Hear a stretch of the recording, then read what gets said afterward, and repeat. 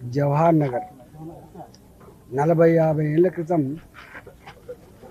వాళ్ళే బాలాజీ నగర్ ప్రజలు. హైదరాబాదులో ఎవరి ఇళ్లల్లో బట్టలు ఉతకాలన్నా, ఎవరి ఇళ్లల్లో అంట్లు తోమాలన్నా, ఏ కంపెనీలలో పనిచేయాలంటే కూడా బాలాజీ నగరే అడ్డా.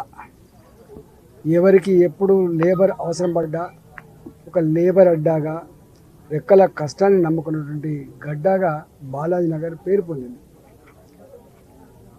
ఆ తదుపరి అనేక రాష్ట్రాల నుంచి కూడా ఇక్కడ చాలామంది వచ్చి సెటిల్ అయినరు. ఇవాళ 1,00,000 పైబడి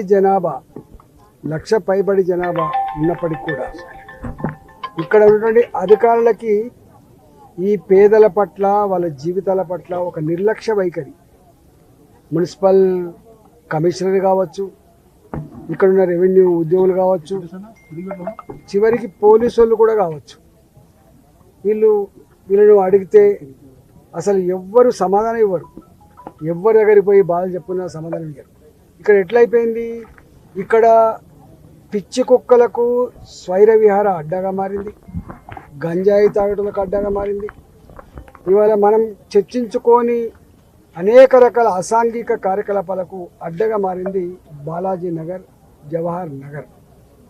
పాప ఇక్కడి ప్రజానికమంతా కూడా ఎప్పుడు పోయి దరఖాస్తులు ఇచ్చి, అయ్యా మాకు కొన్ని వీధి దీపాలు పెట్టండి, మాకు కొన్ని రోడ్లు వేయండి, మాకు సెక్యూరిటీ కోసం ఒక కాంపౌండ్ వాల్ పెట్టండి, మాకు సీసీ కెమెరాలు పెట్టండి.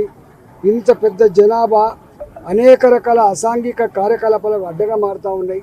ఇక్కడ పోలీస్ సెక్యూరిటీ పెంచమని చెప్పి ఎన్నిసార్లు వేడుకున్నా కూడా పెడచెవిన పెట్టింది తప్ప వాళ్ళ పట్ల స్పందించిన పాపన పోలే. నిన్న మిరుదొడ్డి ప్రాంతం నుంచి పొట్ట చేత పట్టుకొని పిల్లల్ని వేసుకొని ఇక్కడ జీవనానికి వచ్చారు. వాళ్ళ బామ్మది ఇంట్లో వండుకుంటూ, వాళ్ళ అమ్మేమో ఇంట్లో పని చేస్తుంది, వాళ్ళ నానేమో బయట నౌకరు చూసుకున్నాడు. బయటికి వెళ్ళినటువంటి 2 సంవత్సరాల అబ్బాయిని 10-15 కుక్కలు ఇక్కడ పీక్క తిన్న తీరు సభ్య సమాజమే అసహించుకునేదిగా ఉంది. ఇవాళ సాటి మనిషి కన్నీళ్లు పెట్టకుండా ఉండలేని పరిస్థితి వచ్చింది. ఇంత జరిగినా కూడా ఇవాళ ముఖ్యమంత్రి గారు ఎవరినో మందలిచ్చినట్టుగా ఏదో పేపర్లు రాయించుకోవడం తప్ప, ఆయన గారు కూడా ఇక్కడ 5 సంవత్సరాల కాలం పాటు ఎంపీగా ఉన్నారు. మరి బాలాజీ నగర్ ఏంటో, బాలాజీ నగర్ ప్రజల బతుకులేంటో కూడా తెలుసు వాళ్ళకి. కానీ వారు మాత్రం కనీసం ఆ కుటుంబాన్ని నేను ఆదుకుంటా అని చెప్పి ఒక స్పష్టమైన హామీ ఇవ్వలే. ఇట్లాంటి పిచ్చి కుక్కలు ఒక బాలాజీ కాదు, అనేక బస్తీలలో కూడా ఇట్లా జరుగుతూ ఉన్నాయి. శివారు ప్రాంతాలలో లైట్లు లేక, శివారు ప్రాంతాలలో కెమెరాలు లేక, శివారు ప్రాంతాలలో రోడ్లు లేక నరకం అనుభవిస్తున్నటువంటి పేద ప్రజల యొక్క జీవన విధానంలో కనీసం తొంగి చూసిన పాపన పోలేదు. వాళ్ళు ఒక హామీ, మరి ఇట్లాంటి దాంట్లో మీ సెక్యూరిటీ కోసం చేస్తామని చెప్పి ఏమి హామీ ఇవ్వకుండా ఇలా వాళ్ళ మరణ వాళ్ళకు సాగుకు మాత్రమే 50,000 రూపాయలు ఇస్తామని చెప్పి సచ్చినాక 50,000 రూపాయలు ఇచ్చి ఈ ముసలి కన్నీళ్ళు కాలుస్తూ ఉంది తప్ప లేదు.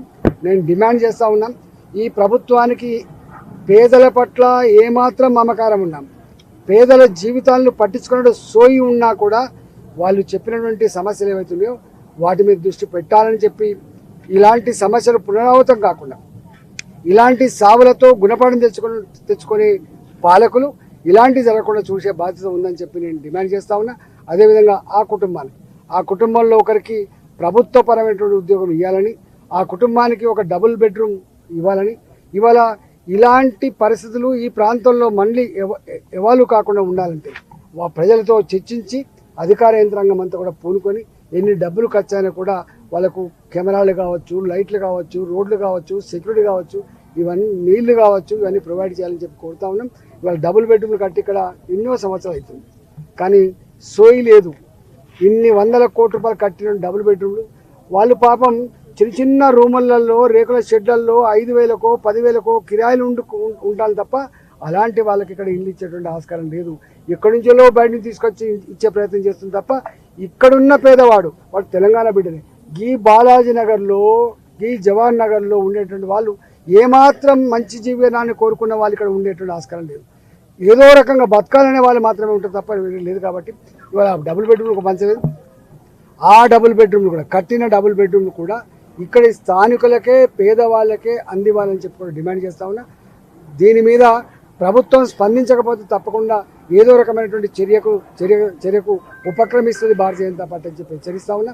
అదేవిధంగా ఇక్కడ కలెక్టర్ గారితో నేను మాట్లాడినా, వాళ్ళ కుటుంబాన్ని ఆదుకోమని చెప్పిన, ఆర్థికంగా కూడా కుటుంబాన్ని ఆదుకోవాలని చెప్పి డిమాండ్ చేశాను.